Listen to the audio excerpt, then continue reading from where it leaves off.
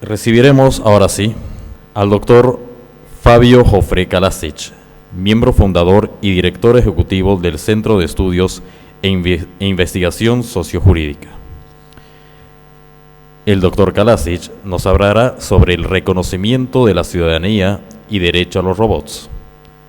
Recibimos entonces con un fuerte aplauso al doctor Fabio Jofré Kalasic. Muchas gracias.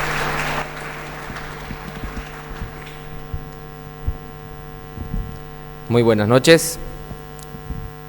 Bueno, primeramente quiero agradecer a los organizadores de este congreso por la invitación a participar con esta serie de ponencias, muchas gracias, sobre bioética y derecho. Bueno, el tema que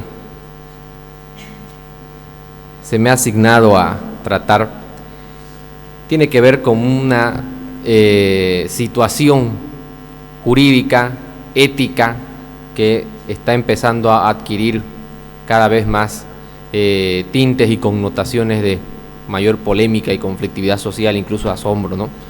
Lo que anteriormente veíamos como ciencia ficción, ¿sí?, en las películas, en las revistas, en la imaginación, ahora prácticamente se está por convertir en una realidad, ¿no?, a medida que va avanzando la tecnología. Y se trata pues de la Carta de Ciudadanía, de la responsabilidad jurídica y, en otras palabras, de la confluencia de derechos y obligaciones que pueda tener los dispositivos de inteligencia artificial, o como comúnmente lo llamamos robots, ¿no? ¿Puede un robot tener carta de ciudadanía? ¿Puede tener un robot tener personería, personalidad jurídica? ¿Puede tener un robot capacidad jurídica, ser sujeto de derechos y obligaciones, ser considerado una persona en forma independiente, ¿no? Así como jurídicamente se nos reconoce a cada ser humano la cualidad de persona, con todas las prerrogativas, derechos y también obligaciones, ¿puede un robot también ser susceptible, capaz de tener esa capacidad? Fíjense ustedes que hace menos de 200 años, habían países en los cuales se tenía legalizada la esclavitud. Y si nos vamos hacia atrás a unos 300 años, ¿sí?, la institución de la esclavitud era totalmente aceptada, legítima en por lo menos el 80% del mundo, digámoslo así. ¿Y en qué descansaba esa institución? Descansaba en que había determinados sujetos, seres humanos, que se consideraban netamente objetos, ¿ya? No eran considerados personas, ¿ya? Incluso en nuestra historia tenemos que, con el nacimiento de la República, se pretendía dejar atrás un régimen social en el cual una población indígena, población afrodescendiente también, población mestiza, no tenía tampoco reconocimiento de persona, ¿sí? Y esa institución de la esclavitud ha durado más de 3.000 años. 3.000 años en contra de, digamos, 150 años en los cuales ya no podemos concebir que se le niegue la cualidad de persona a un ser humano.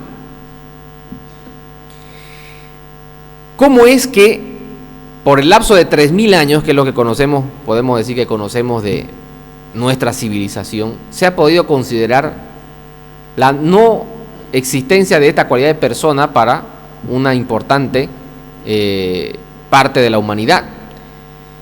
Distintas consideraciones, justificaciones y teorías de diversas procedencias han justificado la no cualidad de persona en estos sujetos, ¿no? Desde la antigua Grecia, los grandes filósofos, Grecia, Roma, el mismo Egipto, yéndonos más atrás también, se le ha negado esta cualidad. Y muchas consideraciones, muchas teorías, ¿no?, que ahora no viene el caso ahora analizarlas, pero lo cierto es que era plenamente entendido, incluso se entendía que la institución de la esclavitud beneficiaba a esas personas, bueno, a esas cosas, ¿ya? A esos individuos, digámoslo así. Era en su beneficio, ¿ya? Entonces, bueno, hasta hace unos 100 años, 150 años atrás, que se deja esta institución de la esclavitud, ¿no? Y recién, incluso menos de 150 años, la Carta de las Naciones Unidas, la Declaración Universal de del Derechos de las Naciones Unidas de 1948, es a partir de ese documento donde podemos decir que universalmente nuestra civilización dejó atrás la esclavitud, oficialmente, ¿no? En forma normativa. No nos estamos refiriendo en este caso los casos de esclavitud clandestina a través de la moderna esclavitud, como se llama el tráfico de personas, ¿no? Que efectivamente es una forma de esclavitud que todavía existe, pero podemos decirlo en el ámbito extraoficial, en el ámbito sumergido, ya no en el ámbito de la ética, de la constitucionalidad, de la legalidad, ¿no? Entonces dejamos esos ámbitos de esclavitud.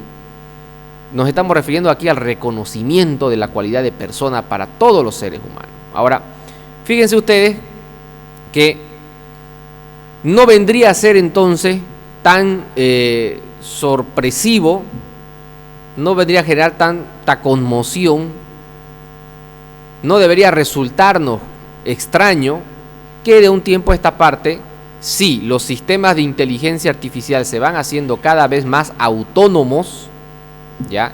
Y más análogos en nuestras funciones, percepciones humanas, ¿ya? Puedan considerarse algún día personas.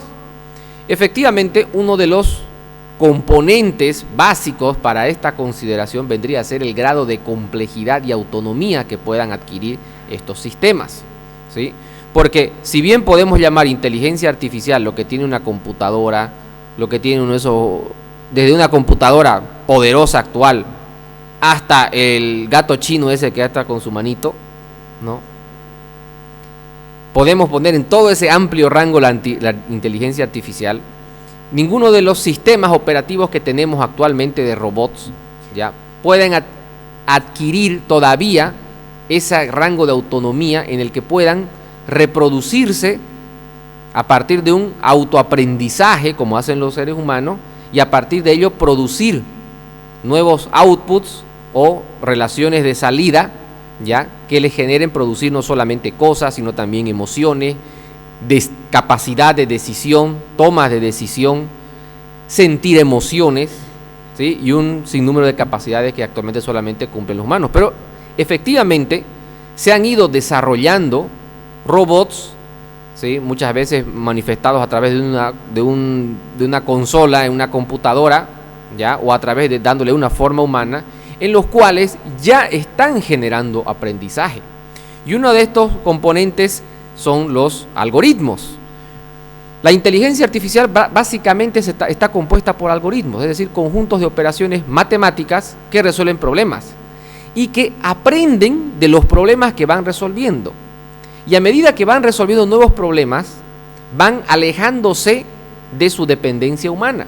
Es decir, van generando inteligencia nueva sin que el humano tenga que insertar nuevos comandos, que es prácticamente lo que ha sucedido con el desarrollo de la humanidad.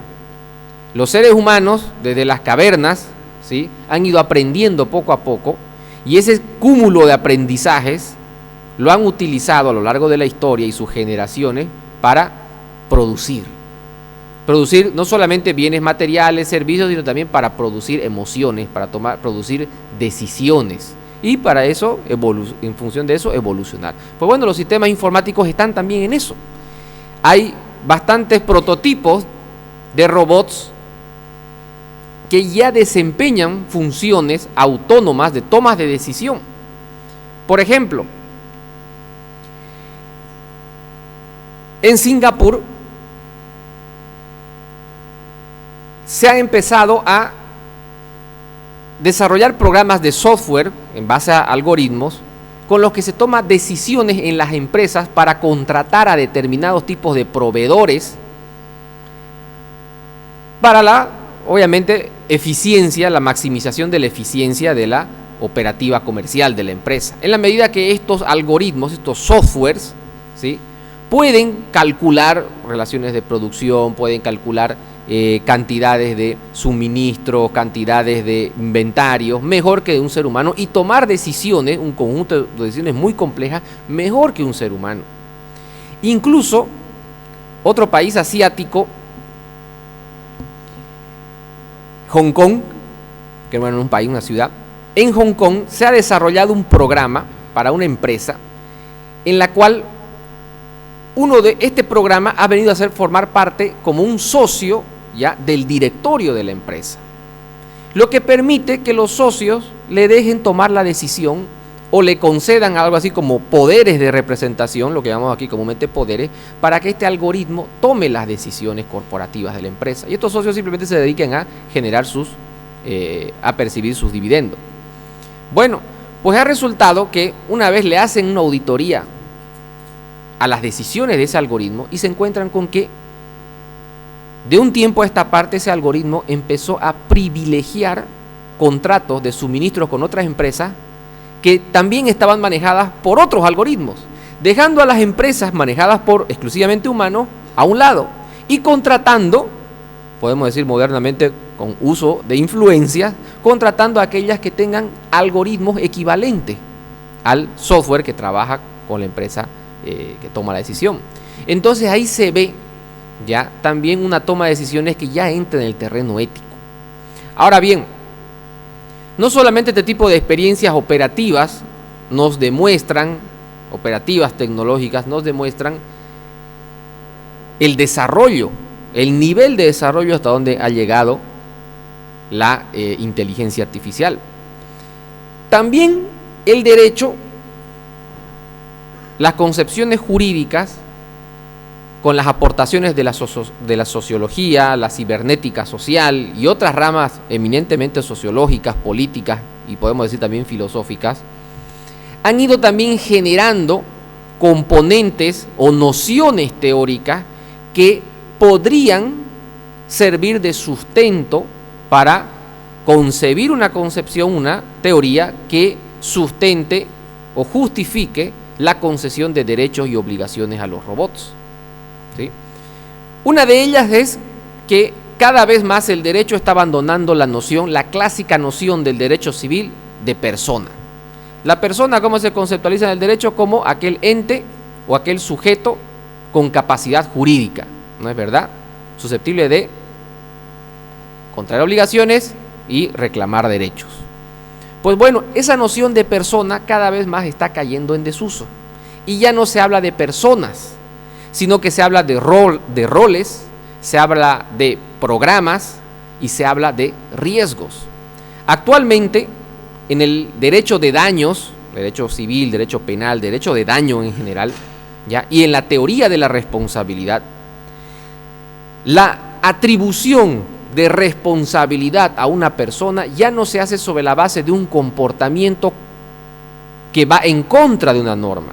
Ya no se concibe el comportamiento, ¿sí?, como base del reproche normativo, como base de la antijuricidad, ya sea civil, ya sea penal, la que sea. Ya no se concibe un comportamiento, sino que el comportamiento ahora se mide en términos de riesgos, ¿sí? Ya no interesa ver qué comportamiento desplegó este agente, sino lo que interesa es ver si a partir de este comportamiento se ha generado un riesgo socialmente adecuado, un riesgo permitido, o se ha ido más allá a un riesgo no permitido por la norma. Esta dimensión normativa o este dispositivo normativo denominado riesgo, aportado por las ciencias económicas y financieras al derecho y a la sociología, ha logrado desplazar esta consideración de la persona y el comportamiento físico en un hacer o un no hacer, ya, a la identificación del riesgo. Ahora todo se mide en riesgo. En derecho penal, la teoría de la imputación objetiva ha llegado a tener el máximo desarrollo de la teoría del riesgo, pero no es una teoría original del derecho, ni del derecho penal, sino es una teoría originaria de la economía y de la ciencia financiera. A partir de los sistemas de control que los convenios de Basilea, el convenio de instituciones financieras, empezaron a adoptar para todas las instituciones financieras y bancarias del mundo, en el cual nuestro país también es signatario, ¿ya? A través del cual se mide el desempeño de los funcionarios bancarios, funcionarios corporativos de las mismas instituciones financieras a partir de el despliegue de situaciones riesgosas, ya no de comportamientos, ¿sí? Otra de las aportaciones ha sido la teoría de roles, ¿sí? Ya no se habla de que infringimos una normativa X, ¿sí? Sino que se habla de que infringimos un rol, ¿ya?, que desplegamos o que se nos asigna en función del ámbito donde nos desempeñamos, y que obviamente ese rol puede o no puede estar contemplado con la normativa, pero ya no es la normativa, es decir, ya no necesitamos determinar, existe la normativa A y este comportamiento B, contemplado en la normativa A como supuesto de derecho, al ser infringido, entonces quiere decir que ha infringido la normativa A. No, ya no. Ahora lo que se habla son de roles y competencias. Si ha infringido este rol y esta competencia, por más que no esté contemplada en esta normativa, bueno, que en realidad se entiende que está contemplada pero de una manera genérica y muchas veces tácita, ¿ya?, entonces se realiza un juicio de imputación y de responsabilidad. Por ejemplo, todos nosotros desempeñamos diferentes roles desde que alcanzamos la mayoría de edad. Tenemos el primer rol que tenemos, el rol de hijos, el rol de familiares, el rol de buenos ciudadanos, que son roles genéricos, hasta roles muy especiales. Por ejemplo, muchos de aquí tenemos roles de estudiante. Ese rol de estudiante nos obliga, ¿ya?, o nos induce a un haz de derechos y obligaciones en esa calidad de estudiante. Y si infringimos una de esas cualidades, estamos en el otro lado generando una infracción de esos roles y por consiguiente estamos defraudando una expectativa. Y eso también nos lleva a que la clásica dicotomía, el clásico sinalagma jurídico entre derechos y deberes también se está quedando atrás por el de expectativas y roles. Ahora ya no infringimos una obligación, infringimos un rol, ¿ya?, y defraudamos ya no un derecho, sino una expectativa, ¿sí? Pues bueno, esta compleja terminología se adapta muy fácilmente a sistemas operativos autónomos que no necesariamente pueden ser los robots, ¿sí?, pueden ser también las empresas. Y no es ninguna casualidad que de un tiempo a esta parte se está también reconociendo a nivel normativo, incluso jurídico penal, la responsabilidad de las empresas. Un debate que nuestra normativa no ha estado ajena tampoco, ¿ya?, y en el cual se ha empezado a oponer, los que se oponen a la responsabilidad penal de las empresas han opuesto las concepciones modernas, podemos decir, de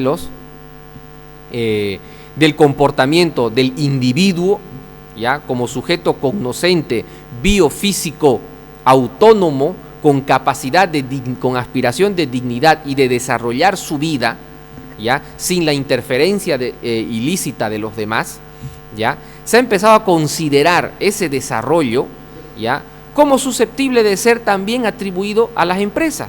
¿Qué son las empresas? ¿No? Son simples organizaciones de capital, de bienes y servicios. Pero a medida que van incrementando la complejidad de su organización, se van haciendo más autónomas. Y la sociología predica que a medida que se van generando más autónomas, se van haciendo más autónomas, se van volviendo autorreferenciales y se van escindiendo, se van distinguiendo de la individualidad de los individuos que la componen y adquiriendo características individuales propias y autónomas. De ahí es que nacen teorías como la teoría de los sistemas autopoiéticos. ¿Qué es lo que dicen los sistemas autopoiéticos? Dice que una organización, aplicados netamente al ámbito empresarial, una organización, en la medida que se dote de sus propias reglas, adopte un sistema de valores, de misiones, de visión que tienen las empresas actualmente, ¿ya?, y en la medida que se autoanalice, se autorretroalimente y autoproduzca nuevos resultados, entonces tiene una entidad totalmente dividida, diferente que los seres individuales que la componen, que los seres humanos. Y sobre estas bases es que bastantes legislaciones han empezado a atribuir responsabilidad penal a estos organismos sociales, porque incluso se dice que generan hasta su propio clima, su propia aura, su propio destino, algo así como un tipo de karma colectivo. Muchas empresas, incluso a nivel internacional, ¿sí?, que cometen hechos ilícitos, que generan responsabilidades por daños e incluso la comisión de hechos delictivos, lo han hecho porque se han generado a partir de unos déficits o déficit de management o gerenciamiento defectuoso de esas empresas, ¿ya? Se han generado riesgos que han desembocado en daños más allá del riesgo permitido y obviamente prohibidos por las normativas, pero que son riesgos que han emergido no del comportamiento de un individuo, sino de un comportamiento defectuoso de esa organización, lo que se llama un management defectuoso, un déficit organizacional que muchas veces ha sido socapado o influenciado por una suerte de escenario, por una suerte de sentimiento colectivo que solamente pervive en esa empresa. Entonces, si las empresas tienen estas características de autorreferencialidad, autocomplejidad, y pueden también dotarse de sus propias normativas y sus propias características de toma de decisiones hasta generar climas colectivos diferentes a los individuales, ¿por qué no los sistemas artificiales?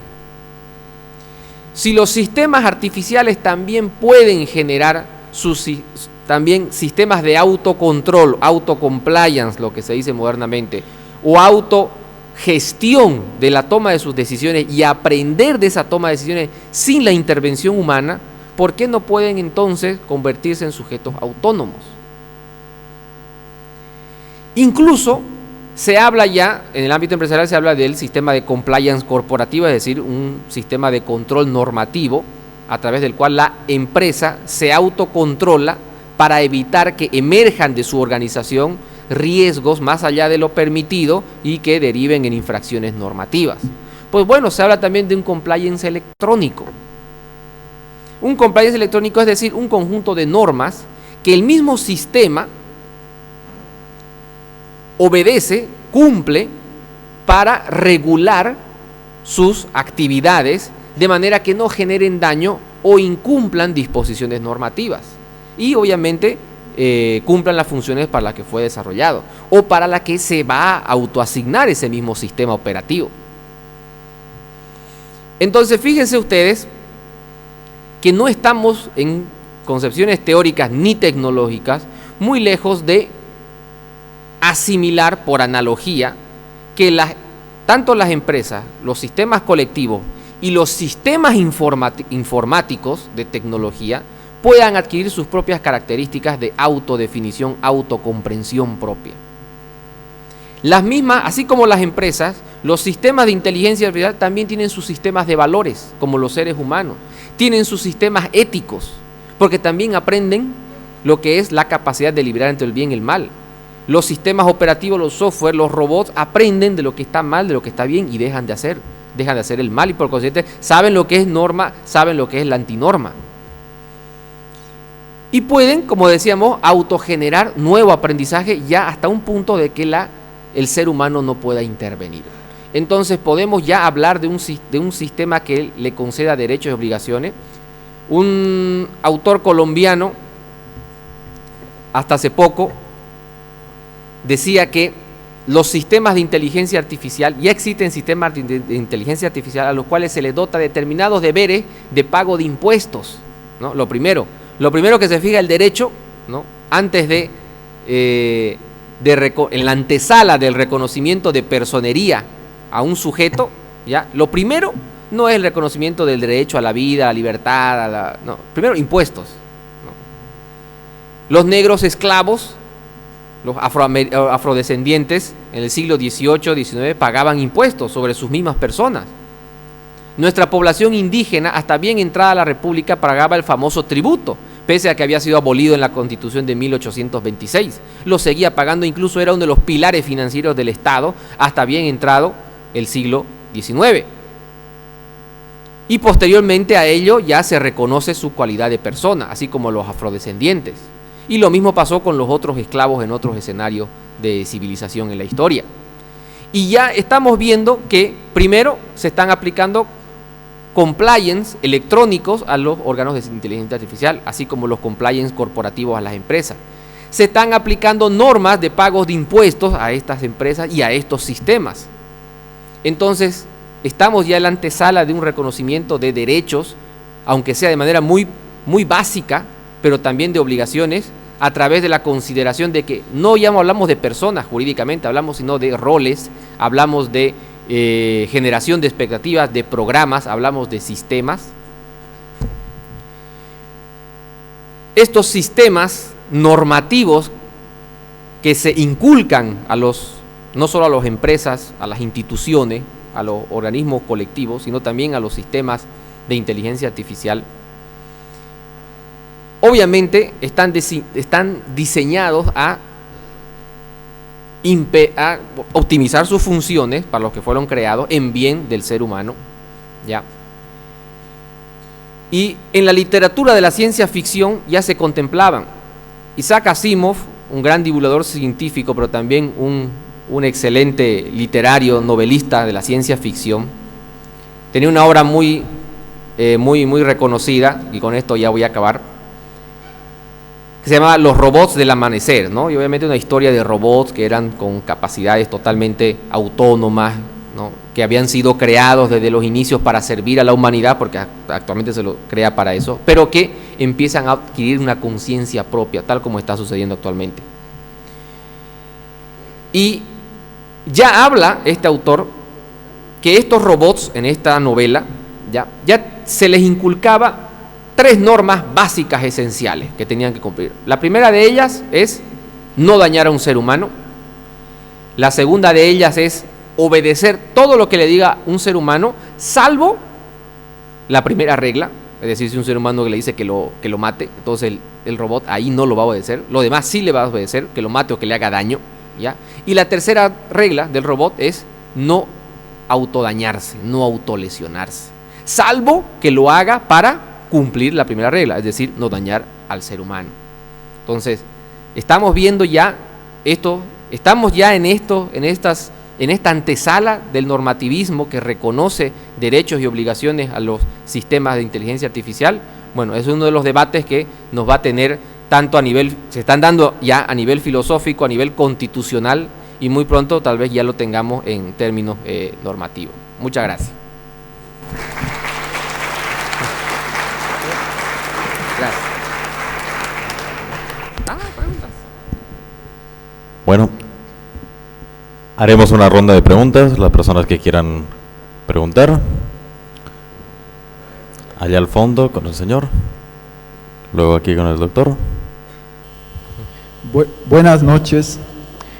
Bueno, mi pregunta es, si se le otorgara derechos a los robots, ¿qué sistema garantizaría que el control de estos robots sea por seres humanos?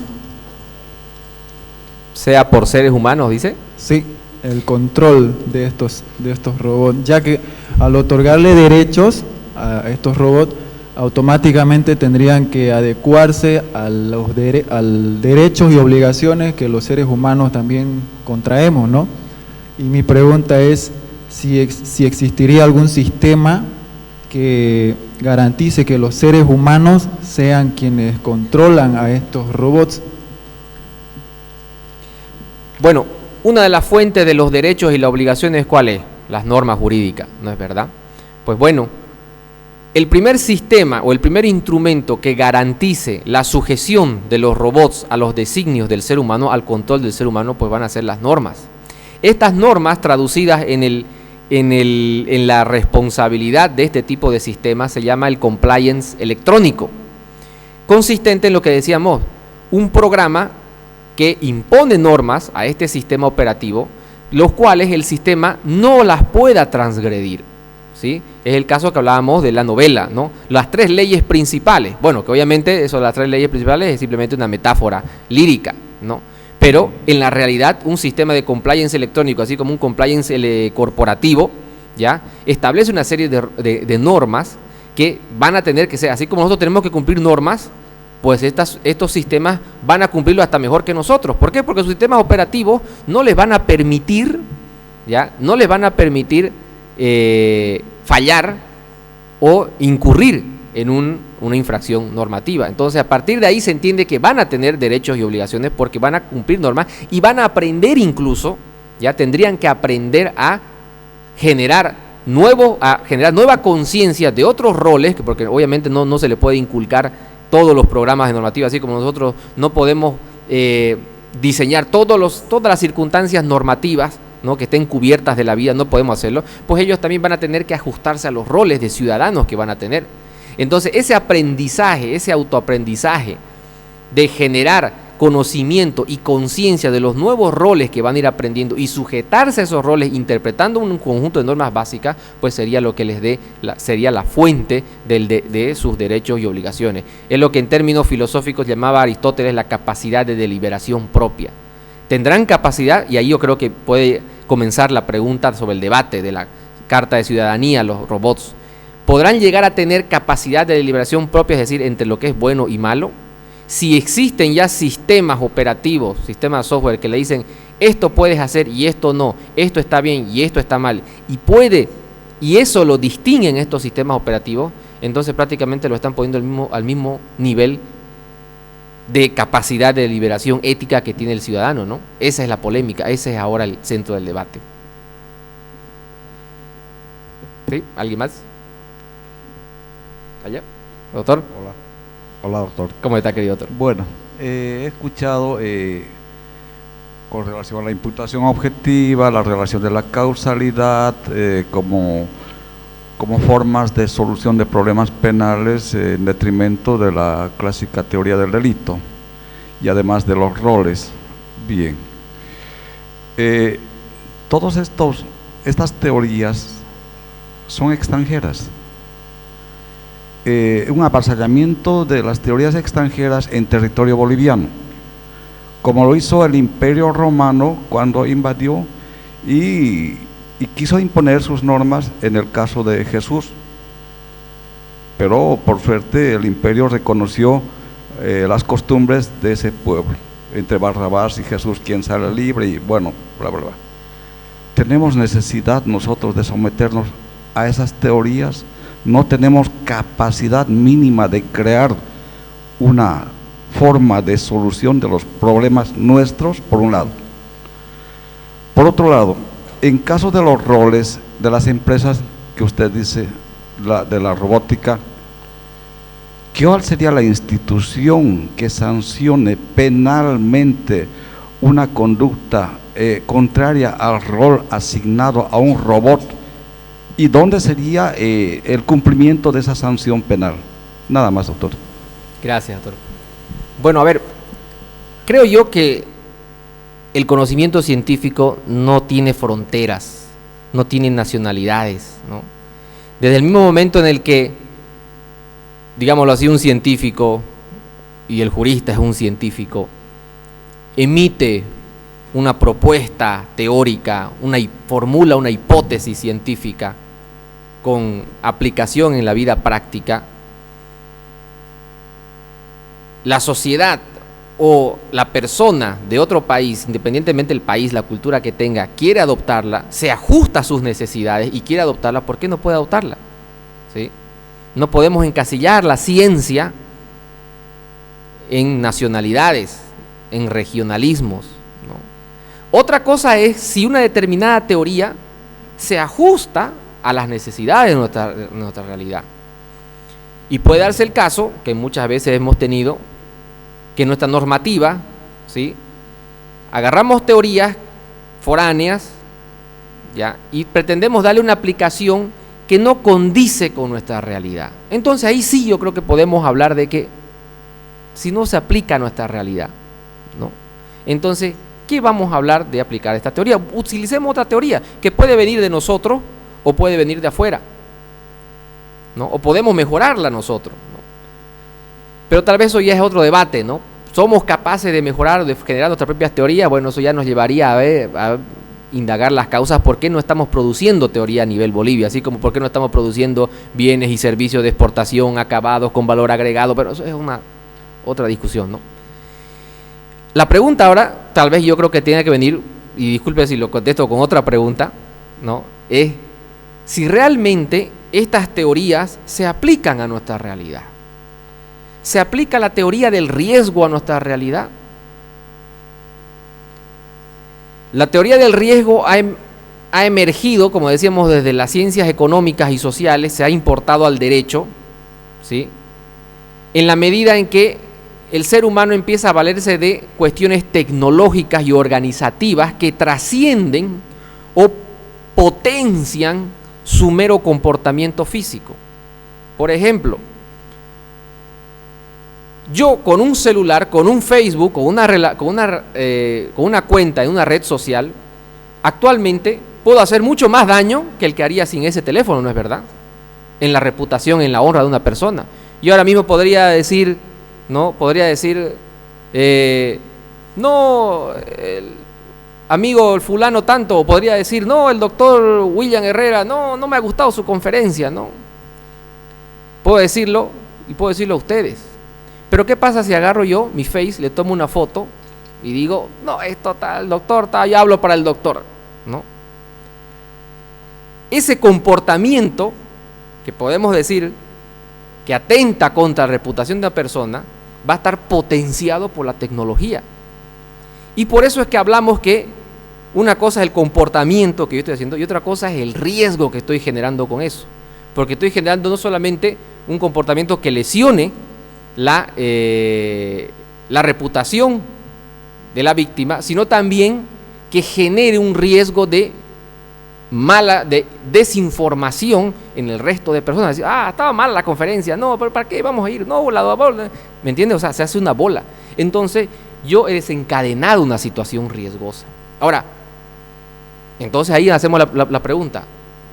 ¿Será bueno entonces que adoptemos esa situación de riesgo o nos quedamos nomás con el comportamiento, netamente con el finalismo, como decimos, o con la consideración conductista en términos netamente humanos de la responsabilidad penal? ¿Nos quedamos solamente con eso? Quedarían entonces al margen estas conductas que generan efectos de riesgo potenciados por el uso de esta tecnología. Ahora, entonces, ¿será suficiente?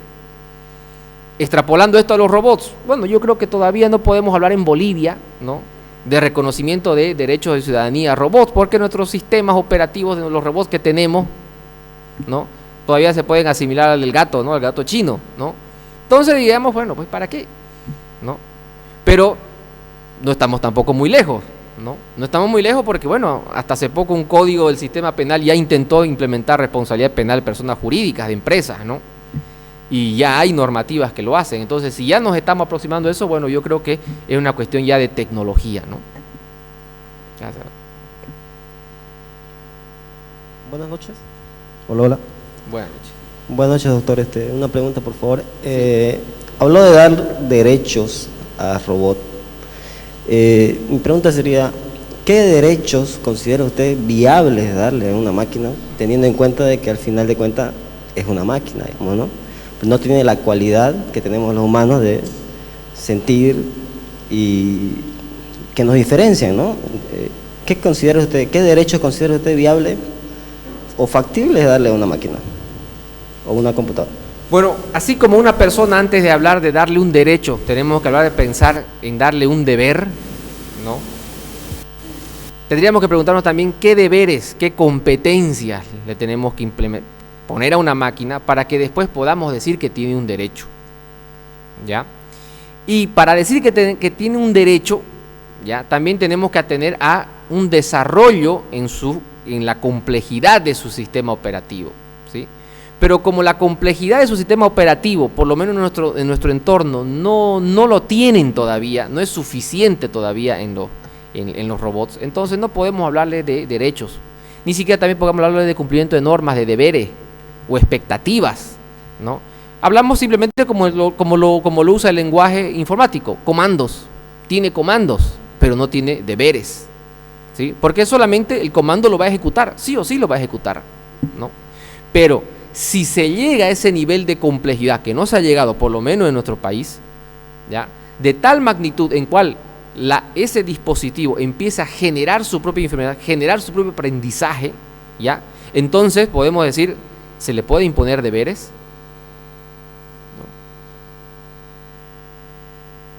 El resultado, mi intervención busca generar una pregunta, pero busca que la respuesta la generemos nosotros, ¿no? Entonces, para responder a esa pregunta, yo formé una pregunta. ¿En qué medida vamos a poder decir que tiene derecho cuando contestemos a la pregunta en qué medida consideramos que un dispositivo electrónico tiene el suficiente grado de complejidad para autoalimentarse, autoemocionarse, autoenseñarse y, en función de eso, como nosotros, generar propias experiencias? Sí. Sí. Gracias. Hola. ¿No? Estoy totalmente de acuerdo con lo que dice al principio de que la parte científica no tiene nacionalidad ni frontera. Es cierto que la parte política y la normativa es totalmente diferente, pero en la parte científica tiene otra concepción, obviamente. Pero si le damos autonomía a estos robots y derechos y obligaciones que después conceptivamente se les puede dar, ¿no? Un caso, por ejemplo, sería Asia. Me imagino que el continente asiático sería uno de los primeros en dar derechos y autonomías a los robots, ¿no? Ya que están en otra parte más avanzados, ¿no? Y si se les da derechos a estos robots, y por lo tanto también se tendría que darle obligaciones, pero si estos robots rompen alguna normativa, como ya tienen autonomía como cualquier ser humano, podrían infringir una ley como un ser humano también, ¿no? Y podrían causar daño también, ¿no? Si ya tienen la autonomía como todo ser humano, ¿no? Me imagino que eso pasaría en Asia, ¿no? En Asia, en el continente asiático pasaría eso, y eso es como una cuestión para reflexionar entre nosotros, porque igual podría ser una guerra, podría desatarse una guerra. ¿Por qué? Porque si hay una autonomía, ¿no?, de estos robots, lo cual le estoy preguntando, me parece que hay que cuestionarse, ¿no? Al menos creo que en Asia podría pasar algo así, ¿no? Claro, dependiendo de qué lugares esté más desarrollado el sistema de inteligencia artificial. Dependiendo del desarrollo de ese sistema de inteligencia artificial, en los términos que hemos hablado aquí, entonces es cuando empieza a hacerse más candente el análisis, ¿no?, las exigencias de una discusión de si realmente pueden llegar a tener esa capacidad de deliberación propia que tiene el ser humano, ¿no? Ahora, y fíjense ustedes, estas mismas cuestiones que nos preguntamos, ¿pueden ser capaces de tener derecho? ¿Y qué pasa si después infringen las normas? Imagínense, estos robots pueden atacarnos y matarnos. ¿Son las mismas consideraciones? ¿Son las mismas posiciones que se asumían cuando se discutían el levantar la esclavitud para la población afroamericana, ¿no? ¿Qué va a pasar si les damos derechos? ¡Qué horror!, ¿no? Nos pueden atacar. Le vamos a dar la capacidad para decidir si cumplen la norma o no cumplen la norma a estos negros, ¿no?, con los salvajes que son. Son las mismas, se reproducen las mismas posiciones, ¿no? Claro, con la diferencia del salto histórico, ¿no? ¿Alguna pregunta más? ¿Sí? Hola, buenas noches. Tengo una pregunta que es tal vez un poco filosófica. Quería saber hasta qué punto podríamos considerar que la inteligencia artificial se vuelva voluntad de un robot. Eso implicaría que tendríamos que reconocer hasta que un punto de autonomía se puede volver una persona jurídica, porque tendría capacidad de autodefinirse frente a la ley. ¿Hasta qué punto tendría que llegar la inteligencia artificial de desarrollo para considerarse una persona aparte, digamos? Hasta que se vuelva independiente del ser humano en términos de aprendizaje, en términos de responsabilidad, en términos de toma de decisiones, ¿ya?, y en términos de autogeneración, ¿ya?, de mecanismos de realización de su vida. Porque estos dispositivos también pueden querer autorrealizarse, como todos nosotros queremos autorrealizarnos de alguna manera. Mientras no sea esa autorrealización lesionando a otras personas, se hace legítimo ese fin de autorrealización. ¿Y qué pasa si estos sistemas llegan a tener ese propósito de autorrealizarse, de buscar su felicidad en todo eso? ¿No? Ahí está la pregunta. ¿Una pregunta más? Doctora.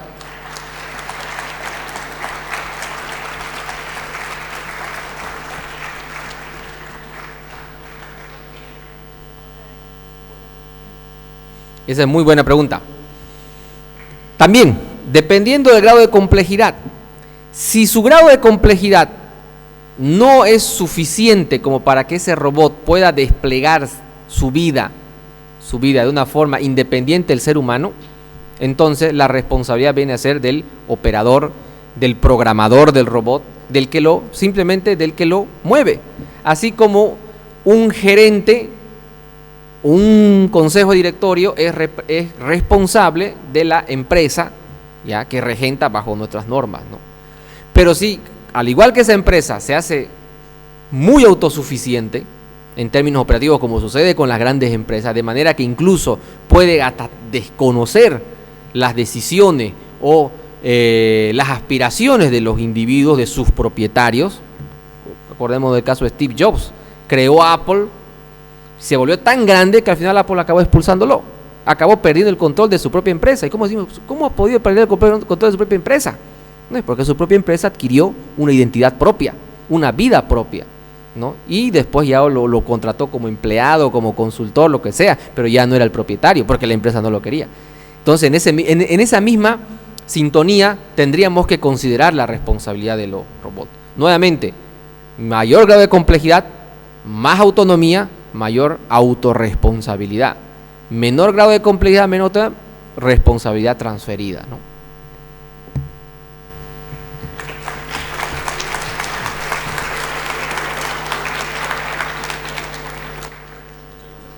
Bueno, muchas gracias. Permiso.